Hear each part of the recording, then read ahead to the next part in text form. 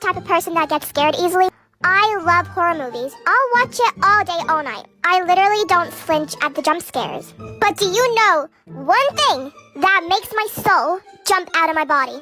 Dad sneezes. It's something about them. They make them so loud. It's so unnecessary. They literally go like, achoo! And you don't know when it's coming because it's so sudden. Like, are you trying to summon a demon or something? I guess this could just be me because I do inside quiet sneezes. But I swear, every single dad I know does this.